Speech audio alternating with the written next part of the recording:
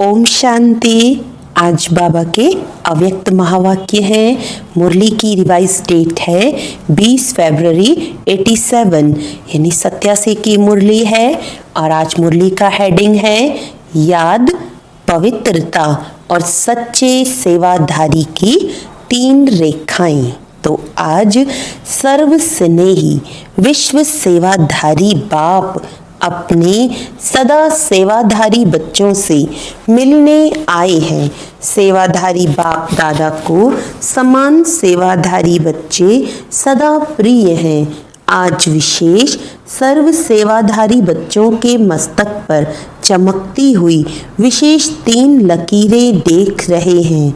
हर एक का मस्तक त्रिमूर्ति तिलक समान चमक रहा है। आज बाबा अपने सेवाधारी बच्चों के मस्तक पर 3 लकीरें देख रहे हैं। कौन कौन सी? बाबा कहते 3 लकीरें किसकी निशानी है? इन 3 प्रकार के तिलक द्वारा हर एक बच्चे के वर्तमान रिजल्ट को देख रहे हैं। एक है संपूर्ण योगी जीवन की लकीर, दूसरी है पवित्रता की लकीर, तीसरी है सच्चे सेवाधारी की लकीर। तीनों रेखाओं में हर एक बच्चे की रिजल्ट को देख रहे हैं। याद की लकीर सभी की चमक रही है, लेकिन नंबरवार है। तो बाबा ने बच्चों के मस्तक में 3 लकीरें देखी। पहली याद की लकीर, दूसरी पवित्रता की लकीर और तीसरी सच्चे सेवाधारी की लकीर। तो बाबा कहते याद की लकीर सभी बच्चों की चमक रही है, लेकिन नंबरवार है। किसी की लकीर या रेखा आदि से अब तक अव्यभिचारी यानी सदा एक की लगन में मगन रही है। दूसरी बाबा कहते किसी की तो लकीर अव्यभिचारी शुरू से लेकर एक की लगन में मगन रहने वाली। दूसरी बात सदा अटूट रही है। सदा सीधी लकीर यानी डायरेक्ट बाप से सर्व संबंध की लगन सदा से आत्मा में सदा से रही है, या किसी निमित्त आत्माओं के द्वारा बाप से संबंध जोड़ने के अनुभवी है। डायरेक्ट बाप का सहारा है, या किसी आत्मा के सहारे द्वारा बाप का सहारा है। डायरेक्ट बाप का सहारा लिया है, या किसी आत्मा के सहारे द्वारा फिर बाप का सहारा। एक तो है सीधी लकीर वाले, दूसरे हैं बीच बीच में थोड़ी टेढ़ी मेढ़ी लकीर वाले। यह है याद की लकीर की विशेषताएं। दूसरा है संपूर्ण पवित्रता की लकीर या रेखा। इसमें भी नंबरवार है। एक है ब्राह्मण जीवन लेते ही ब्राह्मण जीवन का विशेष बाप का वरदान प्राप्त कर सदा और सहज इस वरदान को जीवन में अनुभव करने वाले। उन्हों की लकीर आदि से अब तक सीधी है। दूसरे ब्राह्मण जीवन के इस वरदान को अधिकार के रूप में अनुभव नहीं करते। कभी सहज, कभी मेहनत से, बहुत पुरुषार्थ से अपनाने वाले हैं। उन्हों की लकीर सदा सीधी और चमकती हुई नहीं रहती है। बाबा कहते दूसरी जो पवित्रता की लकीर है, तो एक तो बच्चे ऐसे हैं जो ब्राह्मण जीवन यानी अपना ये वरदान वो अधिकार के रूप में उनको सहज लगता है पवित्रता को अडॉप्ट करना, उनके लिए मुश्किल नहीं है, तो उनकी लकीर सीधी है और चमक रही है। दूसरे बच्चे ये हैं जो उस वरदान को अधिकार के रूप में नहीं अनुभव करते, कभी मुश्किल लगता है पवित्रता, कभी सहज लगती, तो उनकी लकीर कैसी होगी? कभी तो चमक रही है, कभी नहीं चमक रही, कभी सीधी है, कभी टेढ़ी है, तो बाबा कहते वास्तव में याद व सेवा की सफलता का आधार है पवित्रता। सिर्फ ब्रह्मचारी बनना यह पवित्रता नहीं, लेकिन पवित्रता का संपूर्ण रूप है ब्रह्मचारी के साथ साथ ब्रह्मचारी बनना। ब्रह्मचारी अर्थात ब्रह्मा के आचरण पर चलने वाले, जिसको फॉलो फादर कहा जाता है, क्योंकि फॉलो ब्रह्मा बाप को करना है, शिव बाप के समान स्थिति में बनना है, लेकिन आचरण व कर्म में ब्रह्मा बाप को फॉलो करना है। हर कदम में ब्रह्मचारी ब्रह्मचर्य का व्रत सदा संकल्प और स्वप्न तक हो। पवित्रता का अर्थ है सदा बाप को कंपेनियन यानी साथी बनाना और बाप की कंपनी में सदा रहना। कंपेनियन बना दिया बाबा मेरा, ये भी आवश्यक है, लेकिन हर समय कंपनी भी बाप की रहे, इसको कहते हैं संपूर्ण पवित्रता। संगठन की कंपनी, परिवार के स्नेह की मर्यादा वह अलग चीज है, वह भी आवश्यक है, लेकिन बाप के कारण ही ये संगठन की कंपनी, परिवार के स्नेह की मर्यादा, तो बाबा कहते ये आवश्यक है, लेकिन बाप के कारण ही ये संगठन के स्नेह की कंपनी है, यह नहीं भूलना। परिवार का संगठन बहुत अच्छा है, लेकिन परिवार का बीज नहीं भूल जाए। बाप को भूल परिवार कोई कंपनी बना देते हैं, बीच बीच में बाप को छोड़ा तो खाली जगह हो गई, वहाँ माया आ जाएगी। इसीलिए स्नेह में रहते, स्नेह देते लेते समूह को नहीं भूलें, इसको कहते हैं पवित्रता। समझने में तो होशियार होना। कई बच्चों को संपूर्ण पवित्रता की स्थिति में आगे बढ़ने में मेहनत लगती है, इसीलिए बीच बीच में कोई को कंपेनियन बनाने का भी संकल्प आता है और कंपनी भी आवश्यक है, यह भी संकल्प आता है। सन्यासी तो नहीं बनना है, लेकिन आत्माओं की कंपनी में रहते बाप की कंपनी को भूल नहीं जाओ, नहीं तो समय पर उस आत्मा की कंपनी याद आएगी और बाप भूल जाएगा। क्या होता है, कई बच्चों को चलते चलते इस मार्ग में मेहनत का कभी अनुभव होता है तो सोचते हैं अरे साथी की जरूरत है, साथी चाहिए, साथ चाहिए। तो बाबा कह रहे भले साथी के साथ रहो, सन्यासी नहीं बनना, लेकिन बाप को भूल नहीं जाना। तो बाबा कहते फिर क्या होगा, फिर वो कंपनी याद आएगी और बाप भूल जाएगा, तो समय पर धोखा मिलना संभव है, क्योंकि साकार शरीरधारी के सहारे की आदत होगी तो अव्यक्त बाप और निराकार बाप पीछे याद आएगा, पहले शरीरधारी याद आएगा। अगर किसी भी समय पहले साकार का सहारा याद आया तो नंबर 1 वह हो गया और दूसरा नंबर बाप हो गया। जो बाप को दूसरे नंबर में रखते तो उसको पद क्या मिलेगा, नंबर 1 या 2।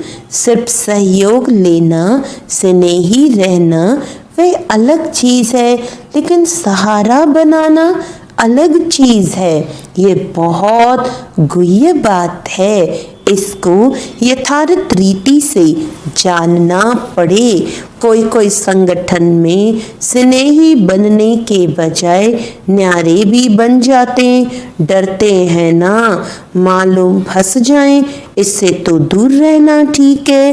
लेकिन नहीं, 21 जन्म भी प्रवृत्ति में परिवार में रहना है ना। तो देखो बाबा कितनी गहरी बात समझा रहे। बाबा कहते संगठन में रहो, स्नेही बन के रहो, वो अलग चीज है, किसी का सहयोग लिया, लेकिन उसी कोई सहारा बना लेना वो गलत बात है। सहारा तो बस एक बाबा ही हो। फिर बाबा कह रहे कई बच्चे डरते हैं, किसी के साथ ज़्यादा संगठन में रहते नहीं है, दूर दूर रहते हैं। वो सोचते हैं अगर संगठन में रहेंगे तो पता नहीं फंस ना जाएं। तो बाबा कहते नहीं, 21 जन्म भी तो परिवार में रहना है ना। तो अगर डर के कारण किनारा कर लेते, न्यारे बन जाते, तो वह कर्म सन्यासी के संस्कार हो जाते हैं। कर्म योगी बनना है, कर्म सन्यासी नहीं।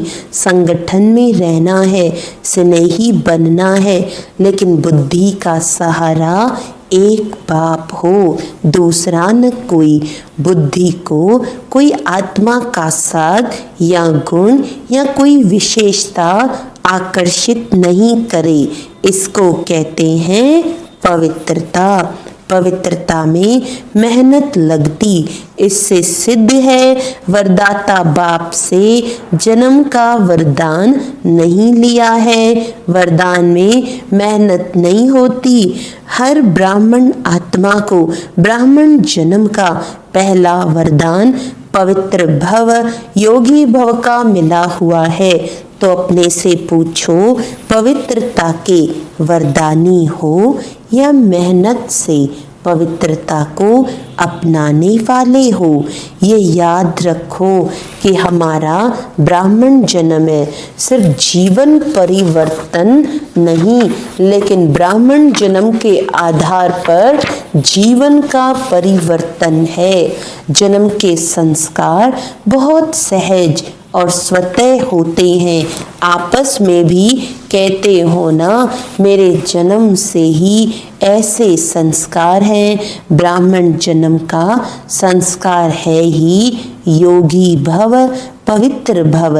वरदान भी है, निजी संस्कार भी है।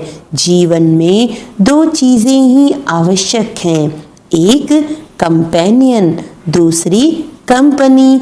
इसीलिए त्रिकालदर्शी बाप सभी की आवश्यकताओं को जान कंपेनियन भी बढ़िया, कंपनी भी बढ़िया देते हैं। विशेष डबल विदेशी बच्चों को दोनों मिल गया ना, कंपेनियन मिल गया है या ढूंढ रहे हो। तो पवित्रता निजी संस्कार के रूप में अनुभव करना, इसको कहते हैं श्रेष्ठ लकीर अथवा श्रेष्ठ रेखा वाले। फाउंडेशन पक्का है ना। तीसरी लकीर है सच्चे सेवाधारी की। ये सेवाधारी की लकीर भी सभी के मस्तक पर है। सेवा के बिना भी रह नहीं सकते। सेवा ब्राह्मण जीवन को सदा निर्विघ्न बनाने का साधन भी है, और फिर सेवा में ही विघ्नों का पेपर भी ज्यादा आता है। निर्विघ्न सेवाधारी को सच्चे सेवाधारी कहा जाता है।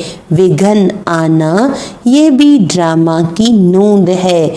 आने ही हैं और आते ही रहेंगे, क्योंकि यह विघ्न या पेपर अनुभवी बनाते हैं। इसको विघ्न न समझ, अनुभव की उन्नति हो रही है, इस भाव से देखो तो उन्नति की सीढ़ी अनुभव होगी।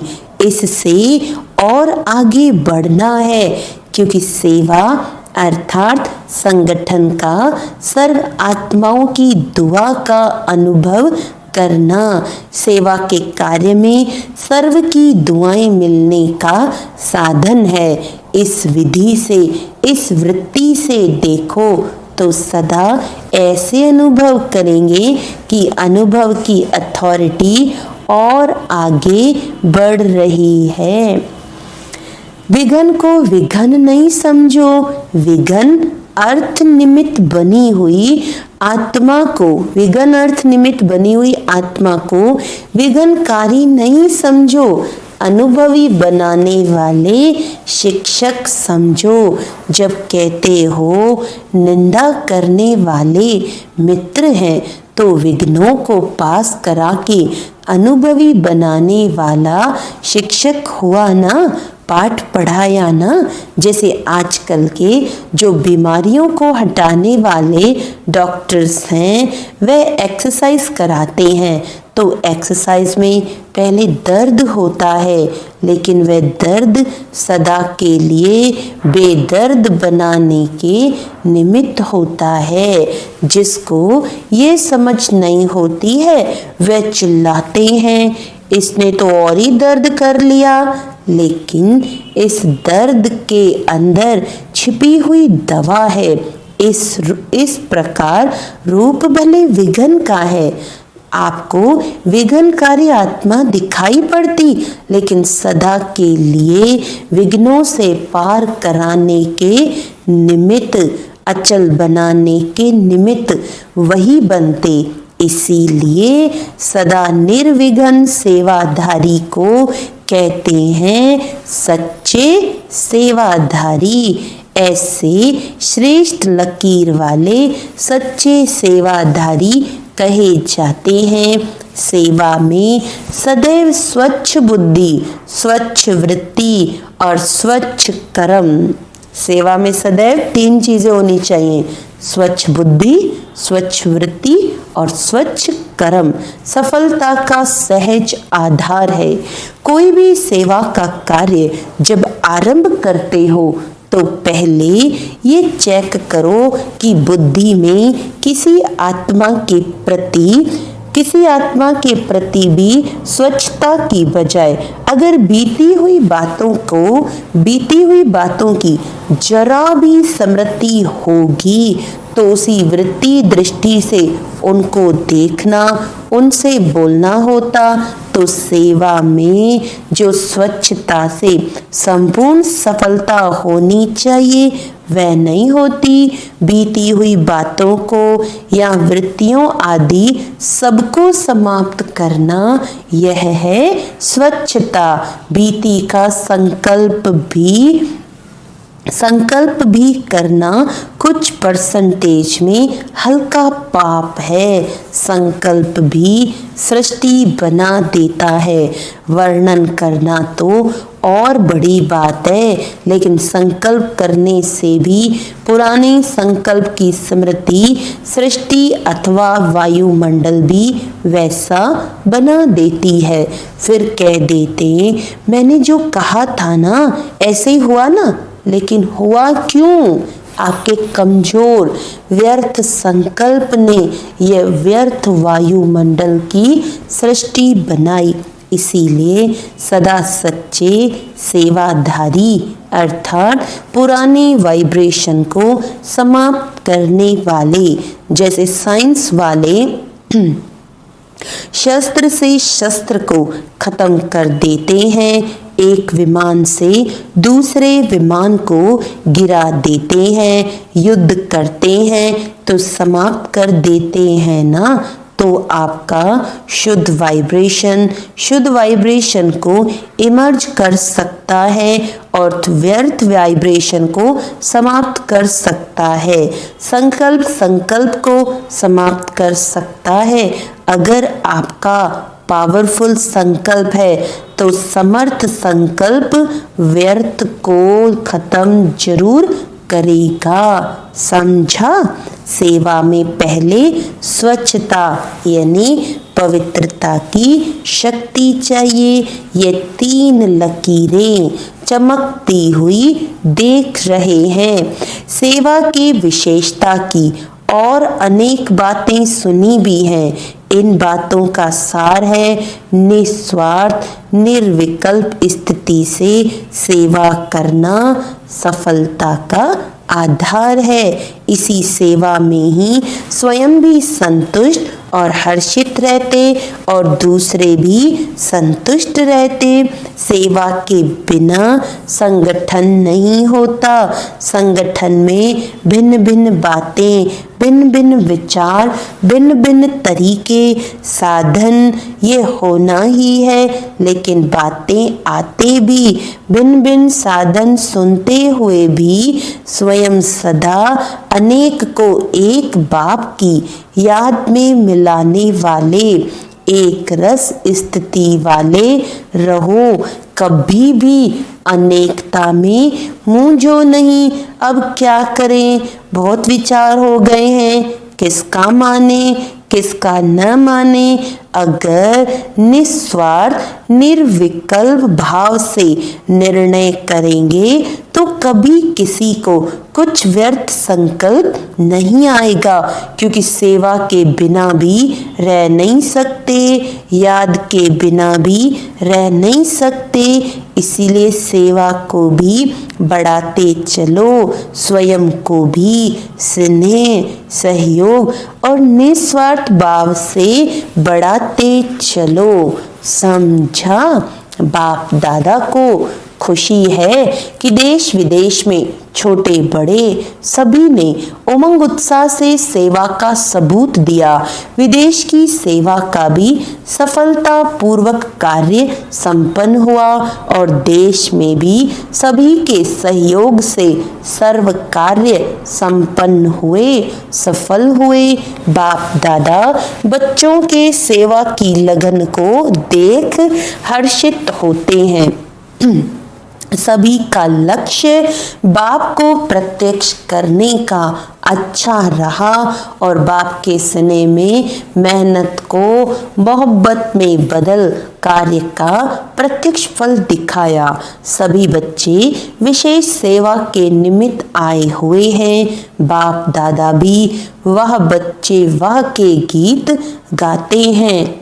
सभी ने बहुत अच्छा किया, किसी ने किया किसी ने नहीं किया, ये है नहीं। चाहे छोटे स्थान है वह बड़े स्थान है, लेकिन छोटे स्थान वालों ने भी कम नहीं किया। इसीलिए सर्व की श्रेष्ठ भावनाओं और श्रेष्ठ कामनाओं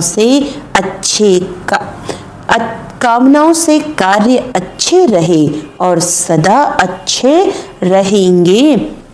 समय भी खूब लगाया, संकल्प भी खूब लगाए, प्लान बनाया तो संकल्प किया ना, शरीर की शक्ति भी लगाई, धन की शक्ति भी लगाई, संगठन की शक्ति भी लगाई।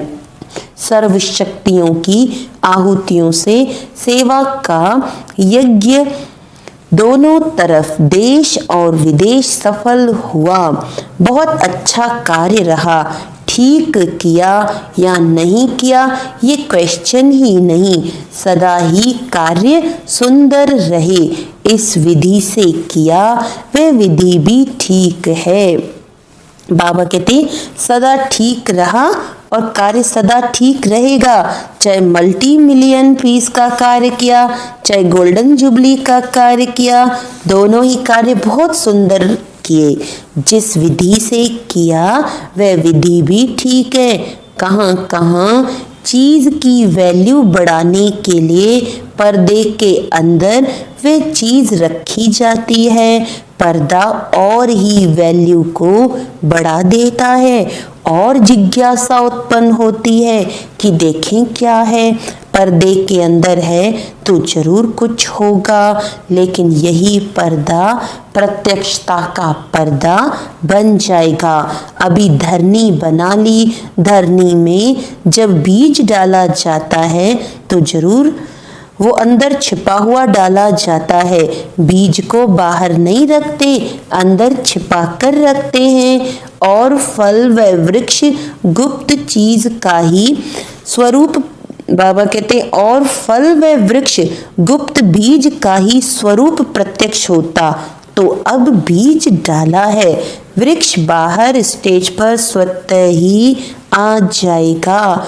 खुशी में नाच रहे हो ना, वाह बाबा। तो कहते हो वाह बाबा तो कहते हो, लेकिन वाह सेवा भी कहते हो। अच्छा, समाचार तो सब बाप दादा ने सुना लिया। इस सेवा से जो देश विदेश के संगठन से वर्ग की सेवा हुई, ये चारों ओर एक ही समय एक ही आवाज बुलंद सुन होने या फैलने का साधन अच्छा है। आगे भी जो भी प्रोग्राम करो, लेकिन एक ही समय देश विदेश में चारों ओर एक ही प्रकार की सेवा कर, फिर सेवा का फल स्वरूप मधुबन में संगठित रूप में हो।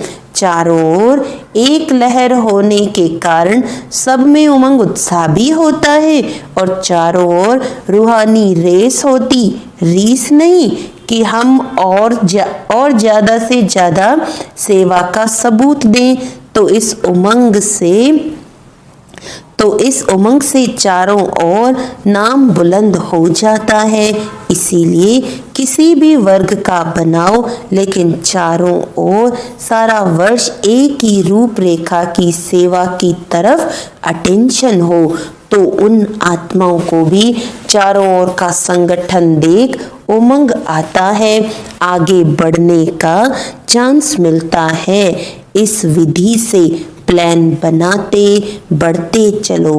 पहले अपनी अपनी एरिया में उन वर्ग की सेवा कर छोटे छोटे संगठन के रूप में प्रोग्राम करते रहो, और उस संगठन से फिर जो विशेष आत्माएं हों उनको इस बड़े संगठन के लिए तैयार करो। लेकिन हर सेंटर या आसपास के मिलकर करो, क्योंकि कई यहाँ तक नहीं पहुँच सकते, तो वहाँ पर भी संगठन का जो प्रोग्राम होता है उससे भी उन्हों को लाभ होता है।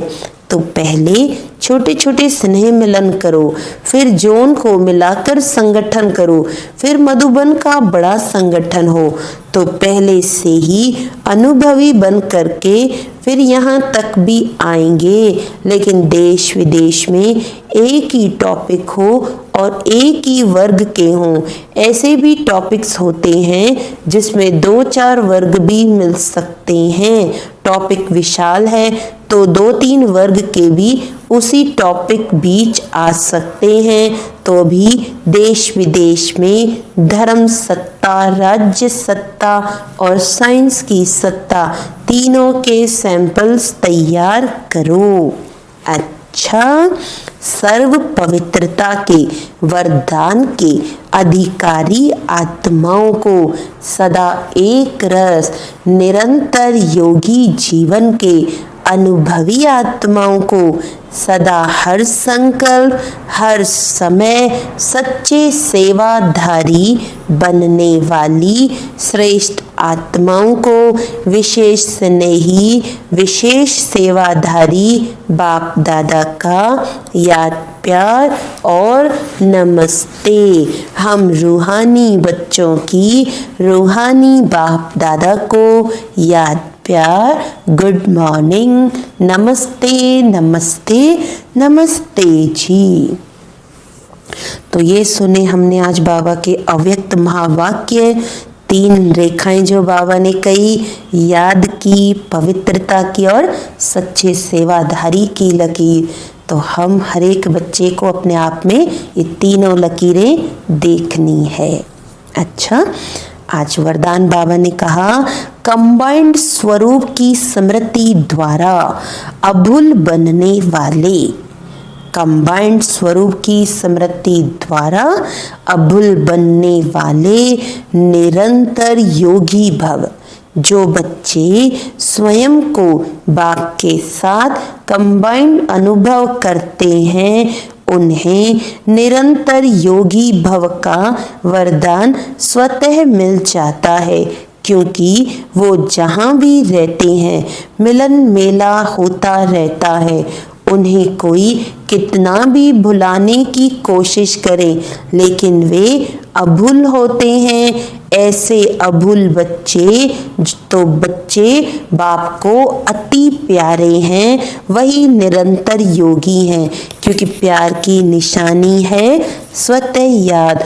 उनके संकल्प रूपी नाखून को भी माया हिला नहीं सकती।